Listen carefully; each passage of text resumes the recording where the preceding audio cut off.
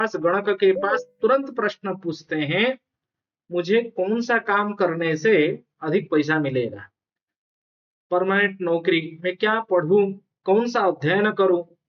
इस विषय को समझने के लिए हम लोगों को हमेशा कर्म प्राप्ति विचार, जो कर्म भाव दशम भाव, उसके ऊपर नजर देना चाहिए।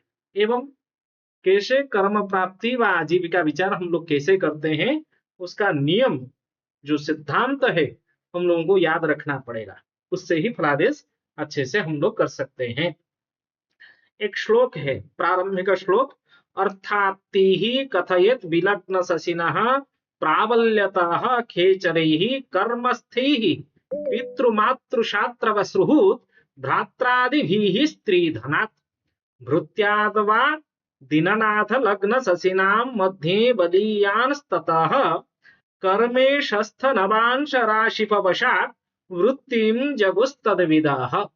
विदः विदः पंडितः व दैवज्ञः, विद्वान दैवज्ञ, जगुः जानना चाहिए। कैसे ना, अर्थाप्ति ही, अर्थ प्राप्ति, धन प्राप्ति, कथयेत कहना चाहिए, विलग्न शशिनोः, विलग्न लग्न, जो जन्म कुंडली में लग्न, एवं शशिनोः मतलब चंद्रतः, चंद्रमा से अथवा लग्न से हम लोगों को अर्थ प्राप्ति का विचार करना चाहिए। परंतु एक शब्द इसमें जोड़ रहे हैं, प्राबल्यतः। प्राबल्य मतलब बलवान का अर्थ होता है। जन्म कुंडली में चंद्रमा मन कारक ग्रह एवं लग्न शरीर।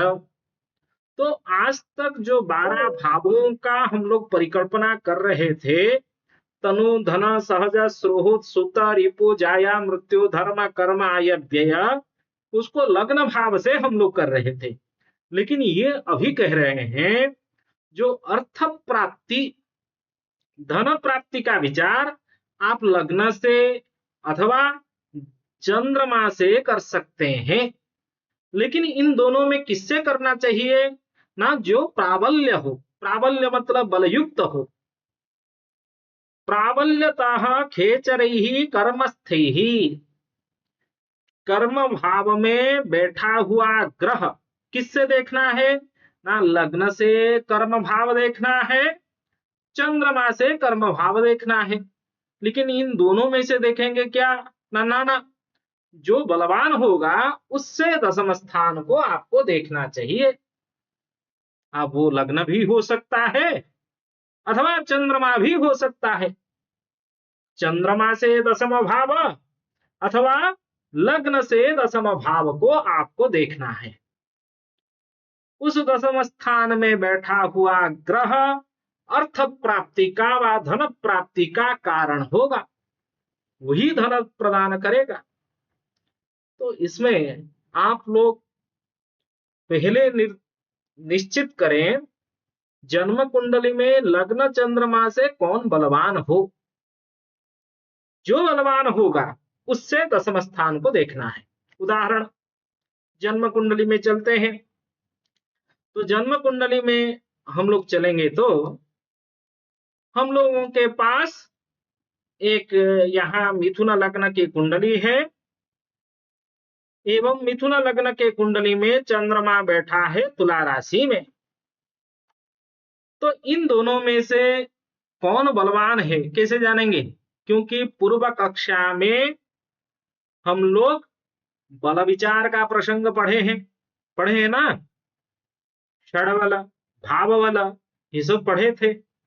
उसका उपयोग यहाँ हम लोग करेंगे।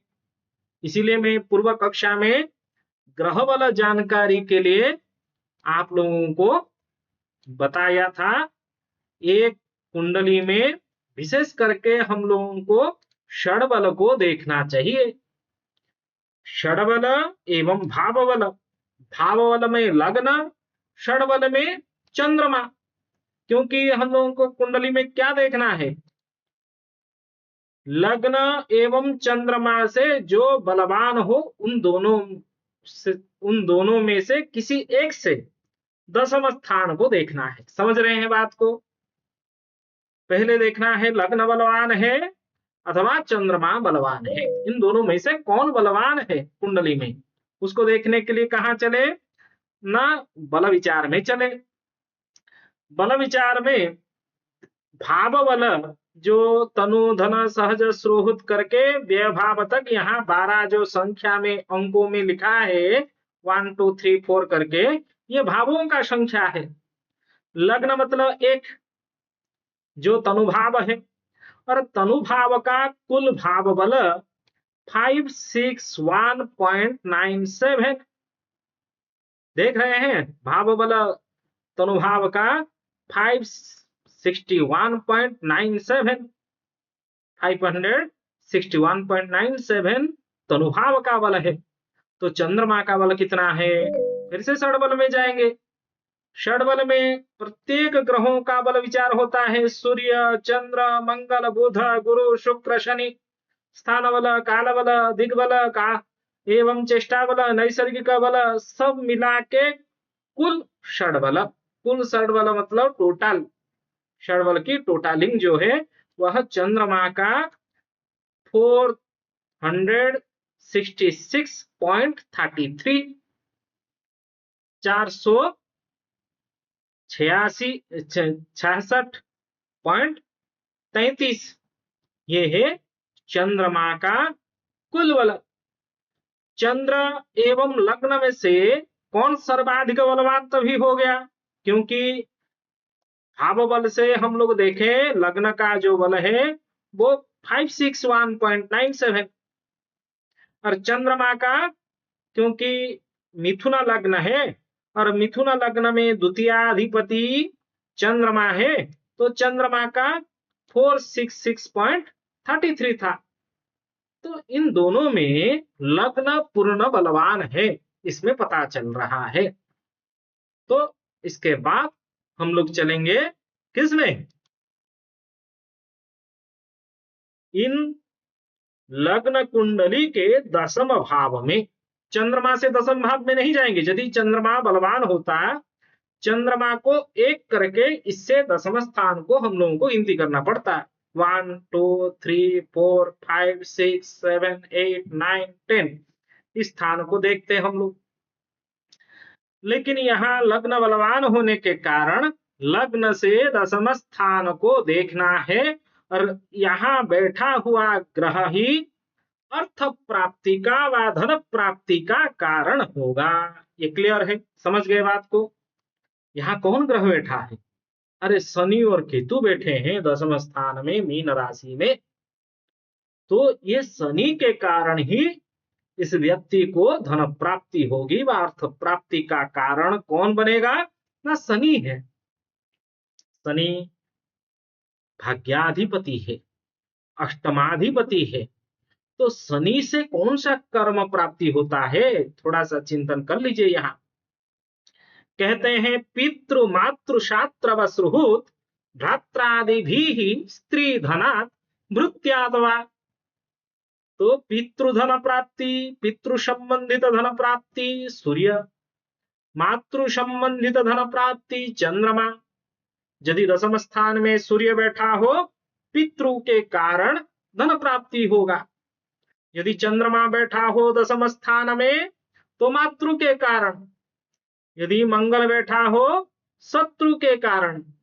यदि बुध बैठा हो सुहृत मतलब मित्रों के कारण।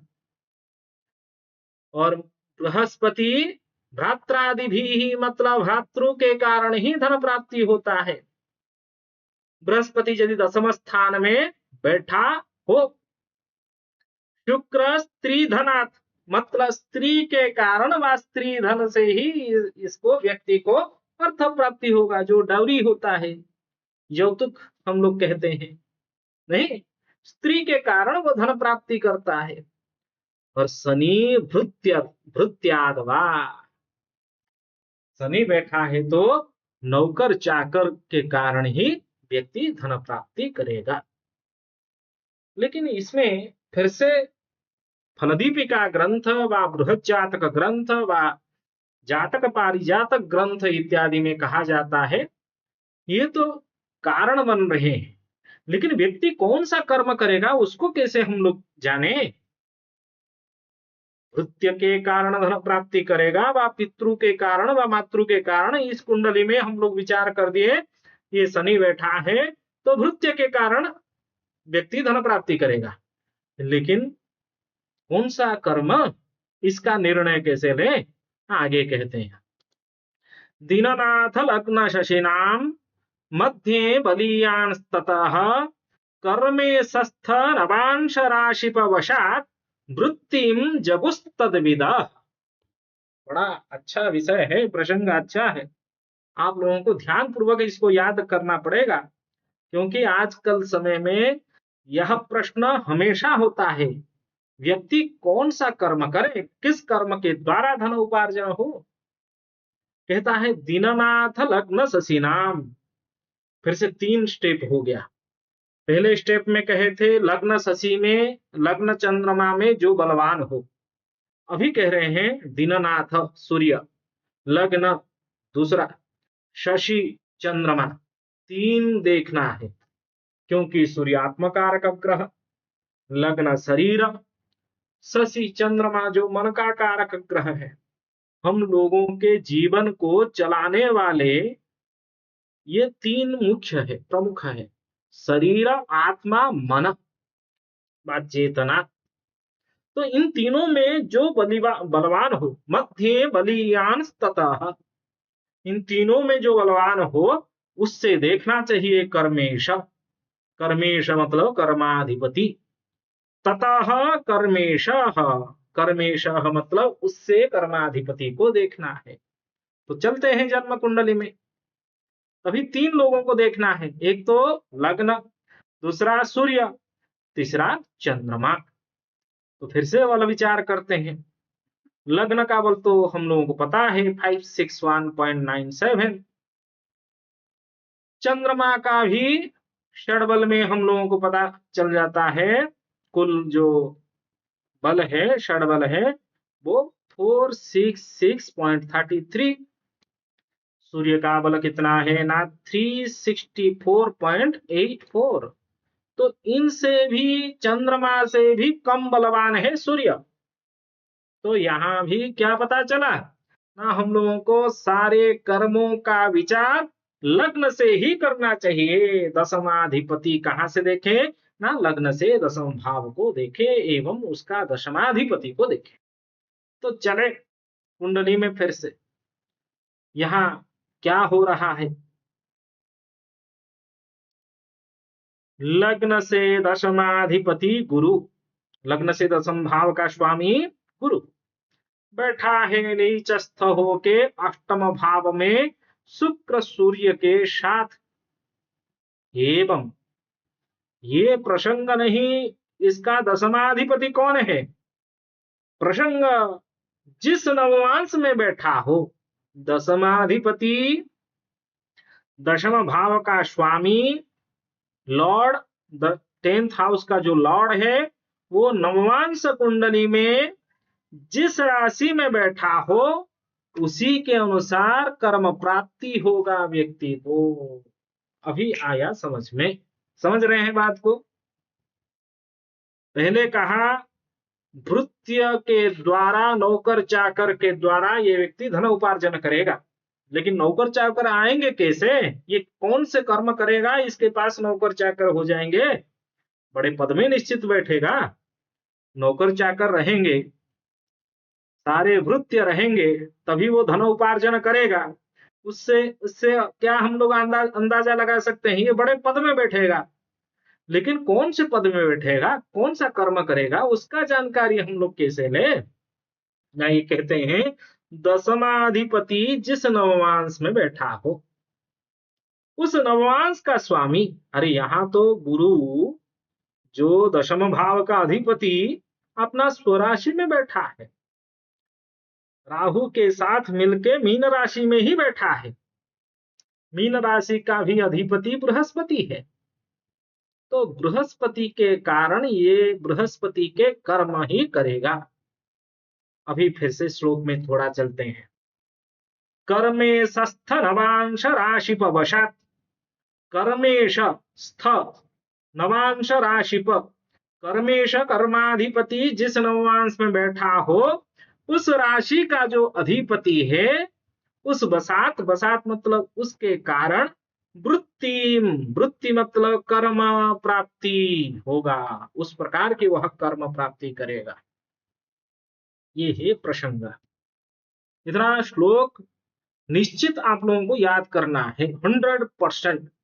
अर्थाप्ति ही कथयेत विलग्न शशिनो प्राबल्यतः खेचरैः कर्मस्थैः पितृमातृशास्त्रवसृः भ्रात्रादिभिः स्त्रीधनात् भृत्यात् वादिननाथ लग्न शशिनां मध्ये बलीयांस्ततः कर्मेशस्थ नवांश राशि पवशात् वृत्तिं जगुस्तद्विदाः।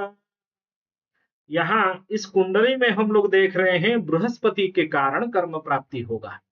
तो बृहस्पति कौन से कर्म को देते हैं, चलते हैं आज हम बृहस्पति का ही विचार करते हैं। कल दूसरा एक कुंडली देखेंगे। जीवांशके भूसुर देवताना समाश्रया भूमिपति प्रसादात् पुराण शास्त्र गमनीति मार्गा धर्मोपदेशेन कुसीद वृत्त्या।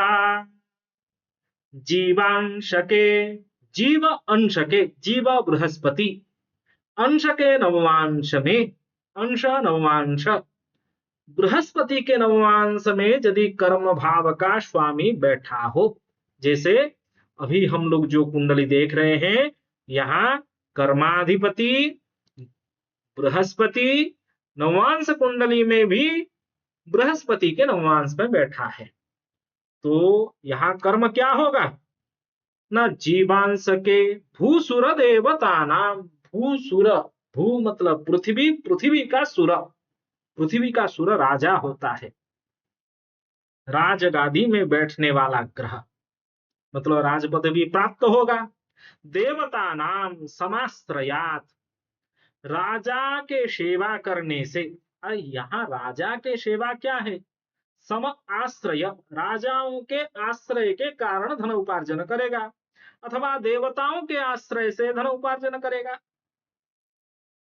राजाओं का आश्रय जो होता है परमानेंट नौकरी होता है, देवताओं का आश्रय जो होता है, हम लोग हवन कर्मकांड जो वेद पाठ इत्यादि करते हैं, यजन याजन, ये सब देवताओं के आश्रित कर्म है। आजकल तो हम लोग जो गणक, अभी फलादेश, जन्म कुंडली के फलादेश सीख रहे हैं, ये भी एक फलादेश प्रक्रिया भी यजना याजना का कर्म हो गया है। लेकिन जो देवताओं का कर्म होता है वो कर्मकांड, पूजन, याज्ञिक कर्म उससे होता है, उस प्रकार कार्य से जो धन उपार्जन करते हैं।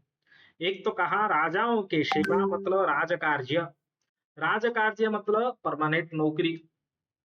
भूमिपति प्रसादात, भूमिपति राजा, भूमि का अधिपति राजा, राजा के प्रसाद के कारण, राज प्रसाद मतलब राजा के आनंद होने से भी धन उपार्जन करेगा। पुराण शास्त्र गमनीति मार्गात, पुराण मतलब प्रवचन, जैसे पुराण शास्त्र का अध्ययन अथवा किसी भी प्रकार के शास्त्र के अध्ययन से, आगम तंत्र ज्ञान, नीति शास्त्र, जैसे न्याय शास्त्र पढ़ते हैं, वकालत पढ़ते हैं, उस कार्य से मतलब वकालत बन सकते हैं। अच्छे पुराण शास्त्र का ज्ञाता व शास्त्र ज्ञाता, किसी भी ज्योतिष कर्मकांड अथवा व्याकरण साहित्य इत्यादि शास्त्र अध्ययन से व अध्यापन से, क्योंकि टीचिंग लाइन जो अध्यापन कर्म है उससे भी व्यक्ति धनोपार्जन कर लेता है, यदि बृहस्पति के नवमांश में कर्माधिपति बैठा हो। धर्मोपदेशेन, धर्म उपदेश देने से,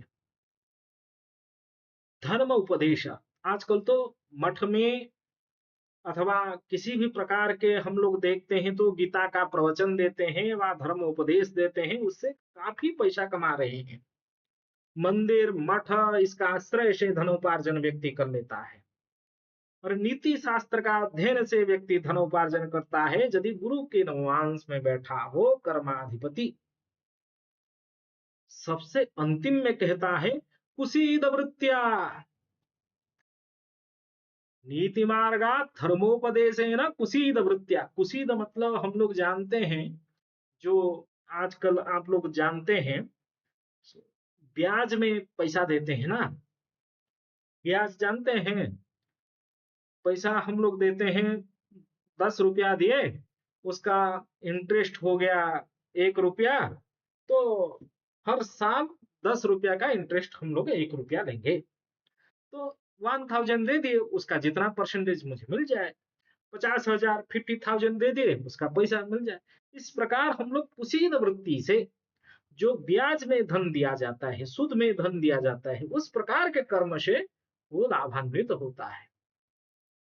बृहस्पति धन भाव का कारक है, इसीलिए हम लोग जो अकाउंटिंग काम करते हैं जैसे बैंकिंग, ये भी बृहस्पति के कारण प्राप्त होता है व्यक्ति को। बैंकिंग कर्म से मतलब अध्यापक भी हो सकता है, अथवा राज कार्य में लिप्त होगा, राज पदवी में जैसे सचिव श्रेणी, क्योंकि सचिव ग्रह बृहस्पति है, ज्ञान सचिवत्व।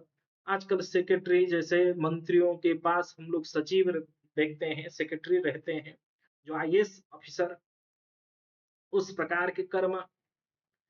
अथवा नीति नियमों को निर्धारण करने के लिए जो जज अथवा वकील होते हैं, उस प्रकार के कर्म व धर्म के उपदेश देने वाला, अथवा हम लोग पैसा के लेन देन जो करते हैं ना, उस प्रकार के कार्य से व्यक्ति धन उपार्जन करता है।